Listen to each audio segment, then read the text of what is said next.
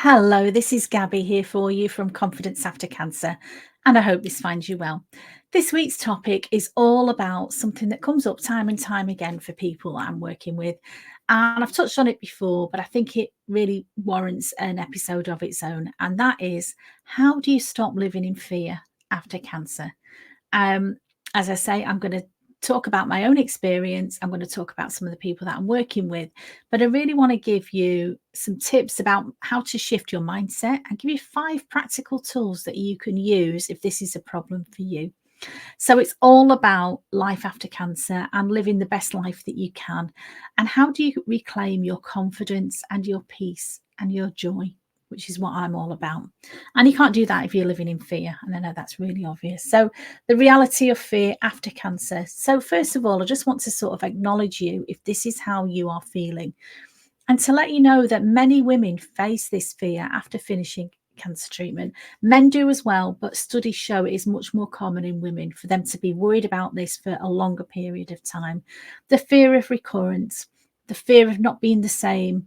I know that after my mastectomy, that's how I felt for quite a long time, that I would never be the same person again. But I'm here to tell you it does get better. But the fear of the future is something that can hang over a cancer survivor for a long, long time unless you learn how to manage those feelings. And this fear can affect your daily life. It can affect everything. It can affect your sleep, your relationships, who you are at work, whatever role that you're playing within your family, your overall well-being. We know that stress contributes to disease and not being well. And if you are constantly living in fear, your stress levels are at all-time high. That is not how you want to be living, for you to live a naturally healthy, confident, and joyful life, is it? So let's talk about how we can get you there. So I wanted to, first of all, acknowledge that fear is a natural response. Think about, I talked about this before, we were built to have that reaction to fear of freeze or flight or fight.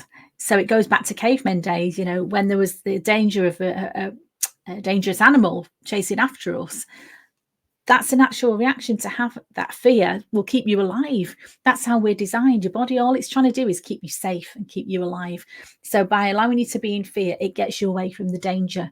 The problem is, it's like stress. When it's chronic and it goes on for any period of time, it's not just an immediate danger for 5 minutes. If your fear is for more than 5 minutes and it becomes longer and longer periods of time that you're living in fear, you are suppressing your immune system.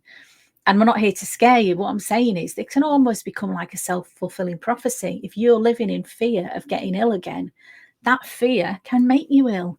And that's not how we want to be. So I'm here to give you some practical tips and things that have worked for me, things that work for people that I work with, that can help you get over that fear. But first of all, just to acknowledge, if you're feeling like that, there's nothing wrong with you. Okay. And it's unusual and it's usual to feel like that. So there's loads of studies, and I'm going to quote one from the Lancet Oncology, and it found that 18% of cancer survivors experience anxiety for up to 10 years after their cancer diagnosis, compared with 13% of the general population. This indicates that fear and anxiety often persist well beyond the end of treatment. And you're not alone if you feel like that. And that's exactly why I created Confidence After Cancer. My story was I went through my treatment, I went through my diagnosis, which was a hell of a shock to me. I really wasn't expecting to be diagnosed with cancer, much less inflammatory breast cancer, a rare and aggressive type of cancer I'd never heard of. And I went through my treatment. I had started immediately on high-dose chemotherapy. Then I had a mastectomy, then I had radiotherapy, then I had several reconstruction operations. And I went through all that. At the end of it, I expected to feel triumphant. I expected to feel like I could conquer the world. But I actually didn't. I felt very depressed. I felt very anxious. And I was in total fear of the cancer coming back. Because they'd actually said to me, so many doctors had said to me, this type of cancer has got a very high recurrence rate. And I did exactly what they tell you not to do. I went onto Dr. Google and I Googled it, and I saw what the statistics were of recurrence in inflammatory breast cancer. And it wasn't pleasant reading. And so for a long time, I lived in fear, and it took me a long time and a lot of making mistakes and a lot of working with therapists, with working on a lot of healing modalities, on working on my my mindset shifts, easy for me to say. And it took me a long time to learn what I needed to do. And I know we're all different. And I'm not saying you need to do exactly what I did, but I've got lots of things that might help you. And now I work as a cancer recovery coach.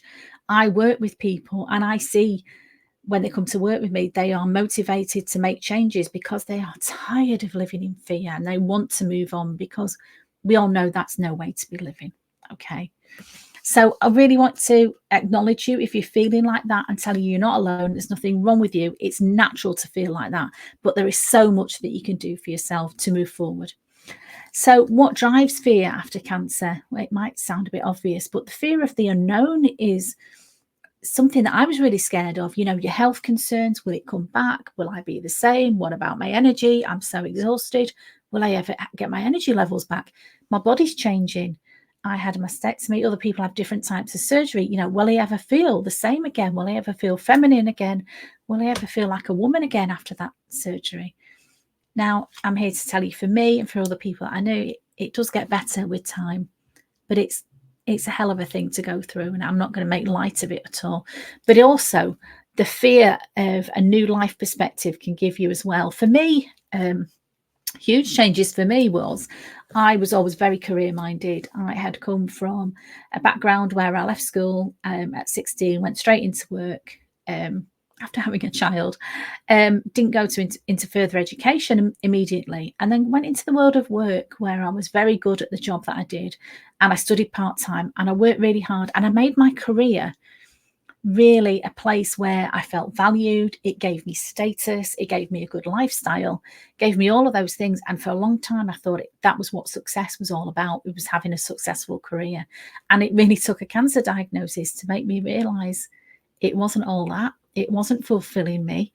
On the outside, it looked great. You know, I was driving around in a really nice car and having great holidays and stuff, but I wasn't happy. I had so many insecurities. I wasn't fulfilled in the work that I was doing, really disillusioned with corporate life. So my gift, if you like, within the cancer diagnosis was it gave me a chance to have a real different perspective on life, which in some ways is a blessing, but in other ways is quite scary. If you think you're on a path and you think you've got your life mapped out, well, this is what I'm going to do till I retire, and then I'm going to do this, and then I'm going to do the other. And then all of a sudden, I don't care about that anymore. And I'm in my mid-40s. What am I going to do? Retrain for a new career? Really, at my age, I did. And a lot of people do. But that can be quite scary, admitting to yourself that actually the career that you've put your heart, soul, and so many hours into, blood, sweat, and tears for many years, doesn't light you up anymore. That can be a scary thing. But the joy, if you like, the reward of that is actually being true to yourself and working out what is good for you, and what will help you to live the life that you want to live. And that's what I've done, and that's what I help other people do. But it can be scary initially, and I want to acknowledge that. So you want to move forward from that fear, acknowledge it, and then move forward.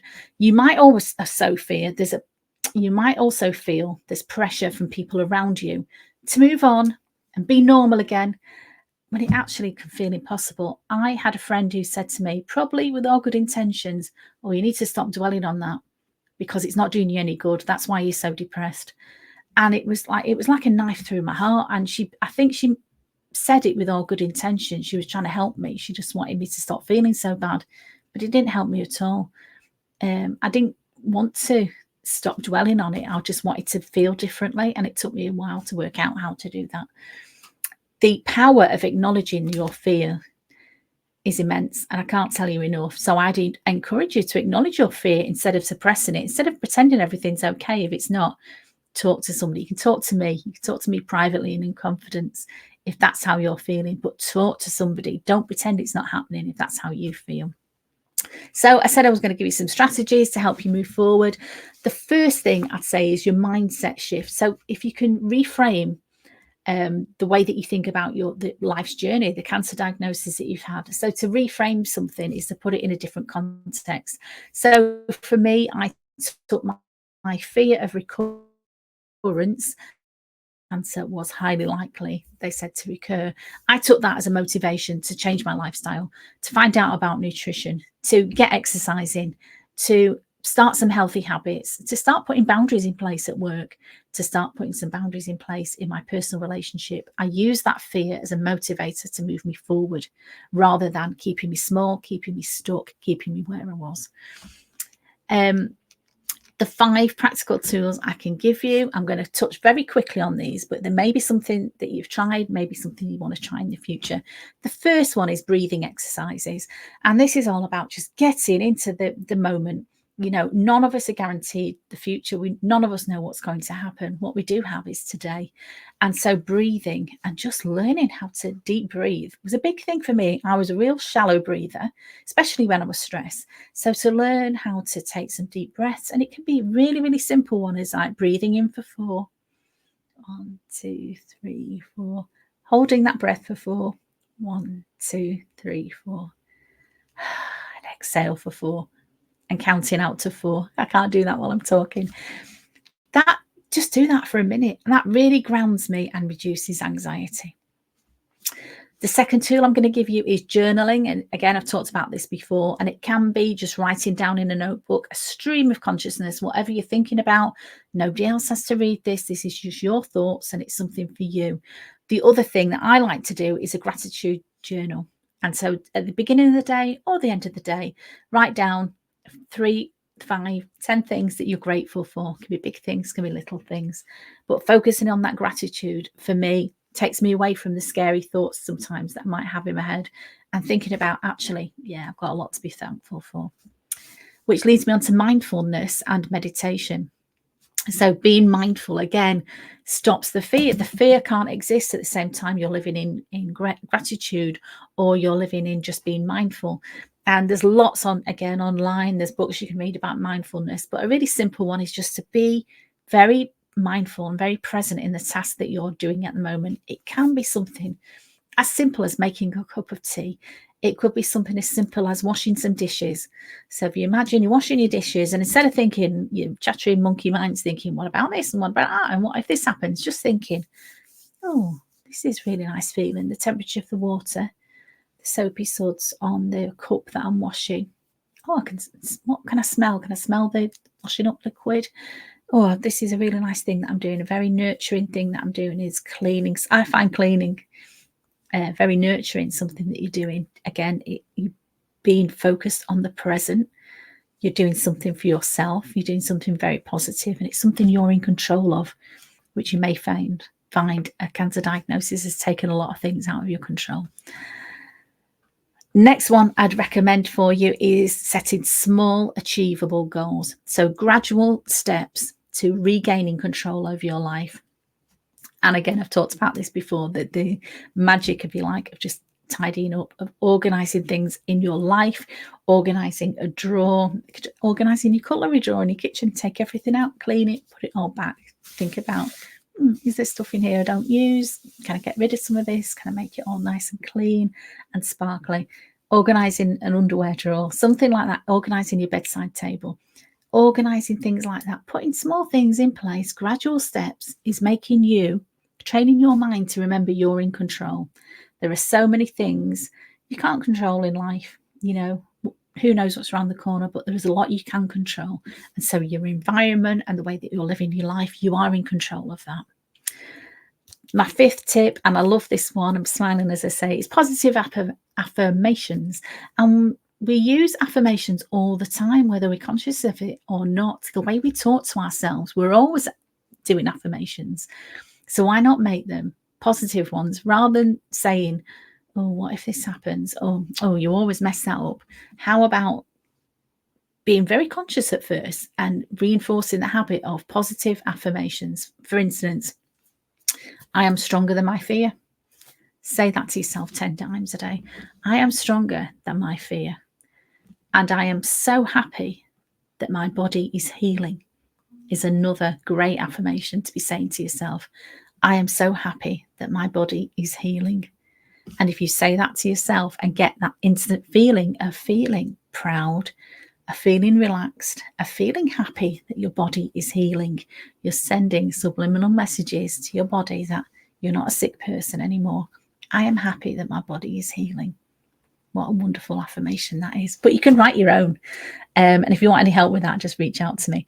I just want to touch really on the value of having support and community of others.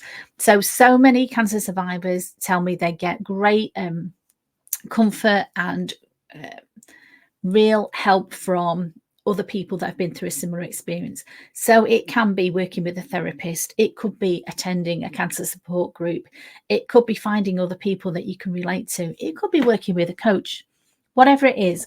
But the value in actually leaning on other people and seeking their counsel, sharing experiences and validating your own experiences. And remember, there's nothing wrong with you, but build that support system around you. I'm hoping that you've got trusted people around you that you can go to for emotional and practical support. And if you haven't, reach out to me. Okay, so thank you so much for listening. I'd really like to encourage you not just to listen to this, but if this is something that relates to you, if this is something that you can relate to, if this is a topic that's something that's been a problem for you, I'd ask you to just choose one thing that I've talked about today and go away and do it today. Any of the tips that I've shared with you, and practice it daily. Just every day. It can be a couple of minutes really for a week. And it's, somebody said to me once, oh, when I do such a thing, then I'll be confident. But actually doing the thing is the thing that gives you confidence. And so instead of waiting to feel less fearful, if you can put some of these tools and tips into practice, you are helping yourself to be less fearful, and you are in control of that. You have the power. So please share any experiences that you feel comfortable with me, of course, in confidence. If you'd like to sign up for my email list, I share more tips like this in depth every week. So you can find me at www.confidenceaftercancer.co.uk. Please sign up for my mailing list. I'd love to be able to connect with you and send you more information. Again, reach out to me if you need anything. And my final word really is just to remind you, you are a survivor. You've survived, what do they say, 100% of your bad days so far. You've survived. You're still here. You're listening to this.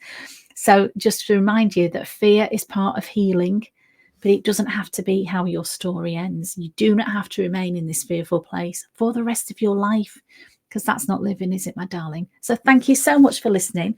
It means the world to me. I'd really love it if you listen to my podcast or watch my YouTube channel. If you can just leave me a like, subscribe, a review, a comment, it means the world to me. And have a wonderful week. Thank you so much for listening, and speak very soon. Stay safe, stay sane. Bye-bye.